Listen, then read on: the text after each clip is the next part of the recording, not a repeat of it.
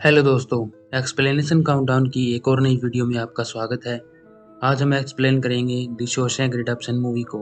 Movie की शुरुआत में हम देखते हैं कि एक आदमी कार में बैठा होता है। उसने शराब भी रखी होती है। उसके बाद वह अपनी कार में से एक रिवॉल्वर निकालता है।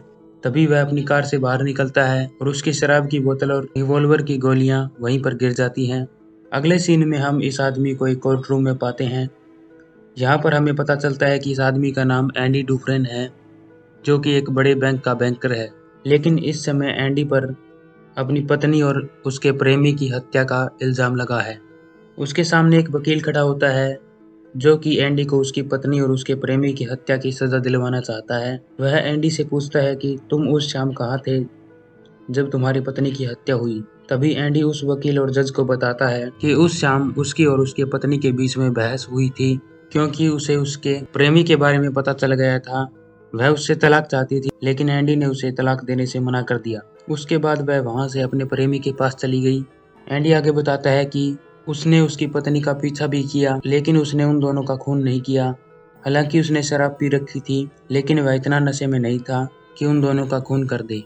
इसके बाद वह वकील जज से कहता है कि हमें घटनास्थल से बोतल और गोलियों पर जो फिंगरप्रिंट्स मिले हैं, वे एंडी डुफ्रेन के फिंगरप्रिंट्स से मैच होते हैं। लेकिन एंडी जज से कहता है कि वह निर्दोष है, उसने किसी को नहीं मारा। लेकिन फिर भी जज उसे आरोपी घोषित करता है, क्योंकि सारे सबूत एंडी के खिलाफ है। जज एंडी को दोषी करार देते हुए उम्र कैद की सजा सुना देता है। इसके बाद हमें एक जेल दिखाई जाती है। इस जेल का नाम द शॉशैंक है। इस जेल से आज तक कोई भी कैदी नहीं भाग सका है। वहाँ पर कुछ ऑफिसर्स आए होते हैं। ये ऑफिसर्स उन कैदियों की सजा कम करवाने आए होते हैं या उन्हें रिहा करवाने आए होते हैं, जिन कैदियों ने काफी समय से सजा काटते हुए अपने आप को बदल लिया है और जो अब सुधर गए हैं। तभी वे एक कैदी को अंदर बुलाते हैं। इसका नाम रेड है। इसकी फाइल उन ऑफिसर्स के पास होती है। वे रेड से पूछते हैं कि तुमने अपनी उम्र कैद की सजा काटते हुए इन 20 सालों में अपने आप को कुछ सुधारा है? इस पर रेड कहता है कि मैं ये बात दिल से कह सकता हूँ कि मैं बदल चुका हूँ और समाज में अच्छी तरह से रह सकता हूँ। इन सब के बाद भी वे रेड को रिजेक्ट कर देते हैं। इसके बाद हमें पता चलता है कि रेड को उम्र कैद की सजा हुई है और उसने अपनी 20 साल की सजा पूरी कर ली है। यहाँ पर हमें पता चलता है कि रेड इस जेल में एक सप्लायर की तरह काम करता है। वह बीड़ी, सिगरेट, गांजा, बियर आदि सामान को बाहर से अंदर मंगवा सकता है, लेकिन इस काम को करने के लिए वह अपना टैक्स अलग से लेता है। वह अपने आप को एक चलता फिरता सुपरमार्केट भी कहता है। थोड़ी देर बाद वहाँ एक सायरन बजता है, जो कि नए कैदियों के आने का संकेत होता है। वहाँ पर एक पुलिस वैन में नए कैदियों को लाया गया है। इन कैदियों में एंडी डुफ्रेन भी होता है। हम देखते हैं कि रेड और उसके दोस्त आपस में सिगरेट्स की शर्त लगाते हैं कि इन नए कैदियों में सबसे पहले कौन रोएगा। रेड अपनी शर्त एंडी पर लगाता है। उसके बाद नए कैदियों को एक लाइन में खड़ा किया जाता है। वहाँ पर जेल का वार्डन आता है। वह कैदियों से कहता है कि मेरा नाम नॉर्टन है और ये मिस्टर हेडली है, जो कि गार्ड्स की कैप्टन है। वार्डन कहता है कि मेरी जेल में कोई भी ईश्वर का अपमान नहीं करेगा। यही इस जेल का पहला नियम है और बाकी के नियम तुम्हें टाइम के साथ पता चल जाएंगे। उसके बाद वार्डन वहाँ से चला जाता है और नए कैदियों को वाटर प्रेशर से नहलाया जाता है। उन्हें बिना कपड़ों के इस सेल में भेज दिया जाता है। रात को पुराने कैदी नए कैदियों को चिढ़ा रहे होते हैं। अभी वहाँ का एक नया कैदी रोने लगता है। उसका रोना सुनकर कैप्टन हेडली वहाँ पर आ जाता है। वह उसे सेल से बाहर निकालता है और उसे पीट पीट कर अधमरा कर देता है। अगले दिन सभी कैदी खाना खा रहे होते हैं। तभी एंडी को उसके खाने में एक कीड़ा दिखाई देता है। एक बुजुर्ग आदमी जिसका नाम ब्रुक्स है, एंडी से वह कीड़ा मांग लेता है, क्योंकि उसके पास एक कोआ होता है। वह उस कीड़े को उस कोए को दे देता है। वहीं पर रेड का दोस्त हेवुड आता है, जिसने की शर्त को जीत लिया है, क्योंकि उसने उसी आदमी पर शर्त लगाई थी जिसे रात में मिस्टर हेडली ने पीटा था। यहाँ पर हमें पता चलता है कि उस आदमी ने दम तोड़ दिया था जिसे कैप्टन हेडली ने पीटा था, क्योंकि हेडली ने उसका सिर फोड़ दिया था और उस रात अस्पताल में कोई भी डॉक्टर नहीं था। कई दिन ऐसे ही बीत जाते हैं और एक दिन एंडी रेड के पास आता है और उससे एक हथौड़ी मंगवाने को कहता है। इस पर रेड कहता है कि कहीं तुम सुरंग खोदकर भागने की तैयारी तो नहीं कर रहे हो। लेकिन एंडी कहता है कि जब तुम उस हथौड़ी को देखोगे उसके बाद तुम्हें खुद पता चल जाएगा। तभी रेड उसे कहता है कि बोग्स और उसके दोस्त तुम्हारा शारीरिक शोषण करना चाहते हैं। बोग्स एक कैदी है। शाम को रेड एंडी की हथौड़ी देखता है और उसे हंसी आ जाती है, क्योंकि वह बहुत छोटी होती है और रेड को लगता है कि इससे सुरंग खोदने में तो 600 साल लग जाएं। वह हथौड़ी को एंडी तक पहुंचा देता है। एक दिन जब एंडी काम कर रहा होता है, तब बोग्स और उसके दोस्त एंडी को घेर लेते हैं। वे उसका शारीरिक शोषण करने की कोशिश करते हैं, लेकिन वह उन्हें ऐसा नहीं करने देता। उसके बाद बोग्स और उसके साथी एंडी को बहुत ज्यादा पीटते हैं ऐसा 2 साल तक होता रहा। कभी एंडी उनसे बच जाता तो कभी पिट जाता। एक दिन जेल के एक हिस्से को मरम्मत की जरूरत होती है। रेड एंडी और उसके दोस्तों का नाम उसमें लिखवा देता है। जब वे सभी मरम्मत कर रहे होते हैं तो कैप्टन हार्डली अपने जूनियर से कहता है कि मेरे मरे हुए भाई ने मेरे नाम $35,000 किए हैं, लेकिन गवर्नमेंट टैक्स के कारण मुझे उनमें से आधा भी नहीं मिलेगा। एंडी यह बात सुन रहा होता है और वह कैप्टन हेडली के पास आकर कहता है, अगर आपको अपनी पत्नी पर भरोसा है तो वे उसे पूरे $35,000 मिल सकते हैं। इस पर कैप्टन हेडली को गुस्सा आ जाता है और वह एंडी को छत से नीचे फेंकने वाला ही होता है। तभी एंडी बोलता है कि गवर्नमेंट हर आदमी को अपने जीवन काल में $60,000 तक का गिफ्ट देने को अलाउ करता है, और वो भी टैक्स फ्री। लेकिन इसके लिए आपको वकील लगेगा और मैं आपका काम फ्री में कर दूंगा, लेकिन इसके बदले में आपको मेरे दोस्तों को बियर पिलानी होगी। अगले सीन में हम देखते हैं कि रेड और उसके दोस्त पर बियर पी रहे होते हैं, लेकिन एंडी एक साइड में बैठा होता है और मुस्कुरा रहा होता है। कुछ दिन बाद कैदियों को एक मूवी दिखाई जाती है। तभी एंडी रेड के पास आता है जो कि मूवी देख रहा होता है। वह उससे एक एक्ट्रेस का पोस्टर मंगवाने को कहता है। रेड कहता है कि वह उसका काम कर देगा। मूवी हॉल के बाहर निकलते ही एंडी को बॉक्स और उसके दोस्त पकड़ लेते हैं। वे उसका शारीरिक शोषण करने की कोशिश करते हैं, लेकिन एंडी उनमें से एक की नाक तोड़ देता है। उसके बाद वे एंडी को बहुत ज्यादा पीटते हैं। वे उसे इतना पीटते हैं कि एंडी को अस्पताल में भर्ती करना पड़ता है। उसके बाद जब बॉक्स अपने सेल में आता है तो मिस्टर हैडली को वह अपने सेल में पाता है। कैप्टन हार्डली उसे बहुत ज्यादा पीटता है और उसे भी अस्पताल पहुंचा देता है। जब एंडी अस्पताल में होता है तो रेड और उसके दोस्त उसके लिए काफी पत्थर और उस एक्ट्रेस का पोस्टर लाकर रख देते हैं, क्योंकि पत्थरों को तराशना एंडी की हॉबी होती है। अब एंडी भी वापस आ गया होता है। एक दिन वार्डन सेल्स की तलाशी लेने लगता है। वह रैंडमली सेल्स की तलाशी ले रहा होता है, लेकिन वह एंडी के सेल में आ जाता है। वह तलाशी के बहाने एंडी से अपना काम निकलवाना चाहता था। उस समय एंडी बाइबल पढ़ रहा होता है। वार्डन एंडी से बाइबल ले लेता है और कुछ लाइन सुनाने को कहता है। वह बाइबल को बिना खोले ही एंडी को वापस कर देता है। उसी दिन वह एंडी को ऑफिस में बुला लेता है और उसे लाइब्रेरियन का काम देता है। पिछला लाइब्रेरियन ब्रुक्स होता है, जिसे अब एंडी का असिस्टेंट बना दिया गया है। एंडी उस लाइब्रेरी को बड़ा करवाने के लिए डिपार्टमेंट से हर हफ्ते चिट्ठी भी लिखता है। जल्द ही एंडी वहाँ का सबसे बड़ा अकाउंटेंट बन गया था। वह सारे गार्ड्स के टैक्स फॉर्म फिल किया करता था और उनके पैसे बचाया करता था। एक दिन ब्रुक्स हेवुड के गले पर चाकू रख लेता है, क्योंकि उसकी बाकी की सजा माफ कर दी जाती है। लेकिन ब्रुक्स वहाँ से जाना नहीं चाहता, क्योंकि वह वहाँ पर 50 सालों से है और वह वहाँ का सबसे सीनियर है। उसे वह जेल ही उसका घर और बाकी कैदी उसका परिवार नजर आते हैं, लेकिन वह हेवुड को छोड़ देता है। जेल से जाने से पहले वह उसके कोए को भी आजाद कर देता है और फिर जेल से चला जाता है। उसे सरकार की ओर से एक कमरा और एक नौकरी भी दी जाती है, लेकिन ब्रुक्स का इन सब चीजों में न तो मन लगता है और न ही दिल। वह हमेशा अपने मन में खोया रहता है।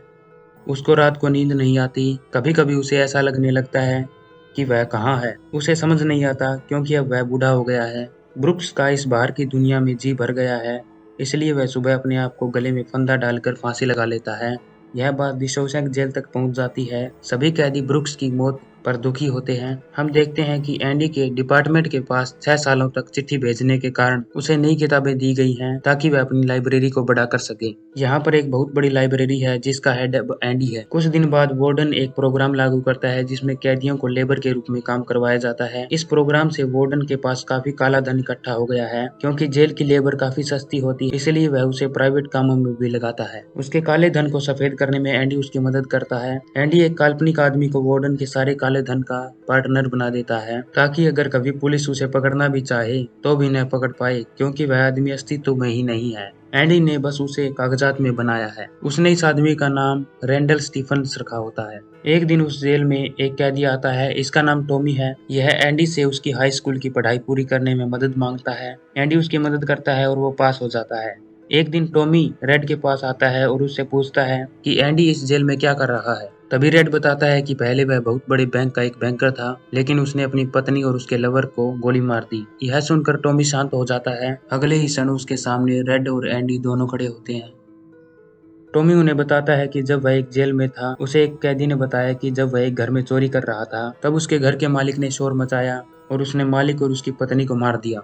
लेकिन उसे बाद में पता चला कि वह उसकी पत्नी नहीं थी, बल्कि किसी बैंकर की पत्नी थी, और उन दोनों के खून के आरोप में उस बैंकर को उम्र कैद की सजा हो गई।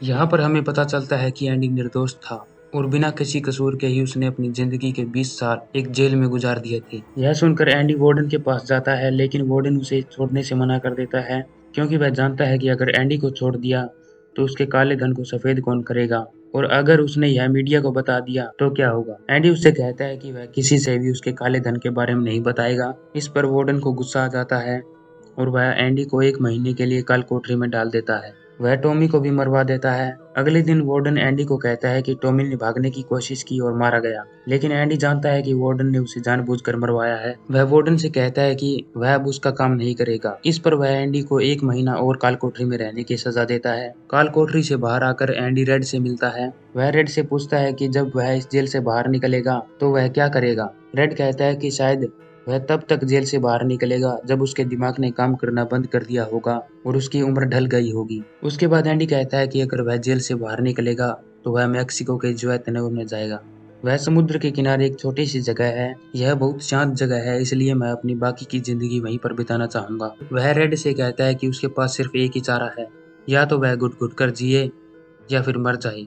उसके बाद एंडी रेड से कहता है कि अगर तुम कभी इस जेल से बाहर निकलोगे तो क्या तुम मेरा एक काम करोगे। रेड कहता है कि जो चाहोगे। उसके बाद एंडी कहता है कि बस्टन के पास एक मैदान है। मैदान में एक पत्थर की दीवार है, उसके उत्तर में एक पेड़ है।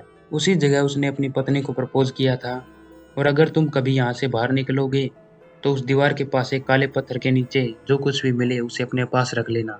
उसके बाद एंडी वार्डन के पास चला जाता है। वह उसका काम करके कागजात उसके लॉकर में रख देता है। उसके बाद वार्डन उसे अपने जूते और कपड़े साफ करने के लिए देता है। शाम को एंडी अपने सेल में आ जाता है, लेकिन यह रात रेड के लिए सबसे लंबी रात होती है, क्योंकि उसे डर होता है कि कहीं एंडी आत्महत्या न कर ले। क्योंकि सुबह एंडी ने कहा था कि उसके पास सिर्फ एक ही चारा है, या तो वह घुट घुट कर जिए या फिर मर जाए। और उसे हैवुड ने बताया था कि एंडी ने उससे करीब 6 फीट लंबी एक रस्सी भी ली थी। इसलिए रेड रात भर जागता रहा। सुबह जब सारे कैदी बाहर आ गए तो रेड देखता है कि एंडी अपने सेल से बाहर नहीं आया है। दूसरी ओर जब वार्डन अपने नए जूते पहनने के लिए देखता है तो वहाँ एंडी के पुराने जूते पड़े होते हैं। उसके बाद वह एंडी के सेल में जाता है और सभी यह देखकर हैरान हो जाते हैं कि एंडी अपने सेल में नहीं है। उसके बाद वार्डन रेड को बुलाता है और उससे पूछता है कि एंडी कहाँ है। रेड कहता है कि मुझे क्या पता। इस पर वार्डन को गुस्सा आ जाता है और वो एंडी के द्वारा तराशे गए पत्थरों को उस पोस्टर पर मारता है, लेकिन वे पत्थर उस पोस्टर के आर पार हो जाते हैं। उसके बाद जब वार्डन वह पोस्टर हटाता है तो हमें एक बहुत बड़ी सुरंग दिखाई देती है, जो कि एंडी ने अपनी उस छोटी सी हथौड़ी से बनाई होती है। उस सुरंग की मिट्टी वह अपनी जेब में डालकर मैदान में बिखेर दिया करता था। उसने यह काम लगातार 20 साल तक किया। उसके बाद हमें दिखाया जाता है कि जब शाम को एंडी ने वार्डन का काम किया तो एंडी ने वार्डन के कागजात की जगह पर उसके लॉकर में बाइबल रख दी होती है। उसके बाद वह वार्डन के कपड़ों के ऊपर अपने कपड़े पहन लेता है और वार्डन के नए जूते भी, लेकिन इस पर कोई ध्यान नहीं देता। और रात को एंडी एक 20 मीटर लंबे गटर के पाइप के जरिए डेशोशैंक जेल से भाग जाता है और वह पहला कैदी होता है जो कि डेशोशैंक जेल से भागा होता है। एंडी के सर्च अभियान में उसकी हथौड़ी, उसकी शर्ट, पैंट मिलती है, लेकिन एंडी वहां से चला गया होता है। उसके बाद हमें एंडी दिखाया जाता है जो कि नेशनल बैंक में आया होता है। वह अपना नाम रैंडल स्टीवंस बताता है। यह वही नाम है जिसके अकाउंट में एंडी ने वार्डन के सारे काले धन को इकट्ठा किया करता था। एंडी के पास उसके रैंडल स्टीवंस होने के सारे दस्तावेज होते हैं। वह अपने पैसे निकलवाता है और मैनेजर की असिस्टेंट को एक पार्सल पोस्ट करने को कहता है। एंडी के पास अब लगभग $3,70,000 थे। उस पार्सल में वार्डन के सारे काले धन का काला चिट्ठा होता है, जो कि एंडी ने प्रेस में भेज दिया होता है। अगले दिन जब वार्डन अखबार पढ़ता है, वह भागकर अपना लॉकर चेक करता है, लेकिन उसमें सिर्फ एक बाइबल होती है। जब वह बाइबल को खोलकर देखता है तो उसमें एक छोटी सी हथौड़ी रखने का सांचा होता है, लेकिन वार्डन उसे उस समय नहीं देखता जब वह पहली बार एंडी के सेल में गया होता है। वार्डन देखता है कि पुलिस ने कैप्टन हेडली को पकड़ लिया है और अब उसे पकड़ने के लिए आ रही है, लेकिन वह ड्रॉअर में से रिवॉल्वर निकालता है और अपने आप को गोली मार लेता है। कुछ दिनों के बाद रेड भी रिहा हो जाता है। उसे भी सरकार की तरफ से कमरा और नौकरी मिलती है, लेकिन उसे भी मरने का जी होता है, क्योंकि बाहर की दुनिया में उसका भी जी नहीं लगता। क्योंकि उसने 40 साल उस जेल में बिताए थे, इसलिए उसका वही परिवार था। उसके बाद उसे एंडी का वादा याद आता है। वह उसी जगह पर जाता है जहाँ एंडी ने उसे बताया था। वहाँ पर रेड को एक लिफाफा मिलता है। इसमें कुछ पैसे होते हैं और एक चिट्ठी होती है। यह चिट्ठी एंडी की होती है। इसमें लिखा होता है कि मैं तुम्हारा जुआर्तेनो मैक्सिको में इंतजार कर रहा हूँ। एंडी ने आगे लिखा होता है कि उम्मीद एक अच्छी चीज होती है और अच्छी चीजें मरा नहीं करती। उसके बाद रेड जुआर्तेनो पहुंच जाता है। वहाँ एंडी अपनी बोट रिपेयर कर रहा होता है। उसके बाद वे दोनों गले लगते हैं और best of the best movie यहीं पर एंड हो जाती है। यह मूवी हमें बहुत कुछ सिखाती है कि धैर्य और उम्मीद को कभी नहीं छोड़ना चाहिए। आपको इस मूवी को अपने जीवन काल में एक बार ज़रूर देखना चाहिए। जय हिंद, वंदे मातरम।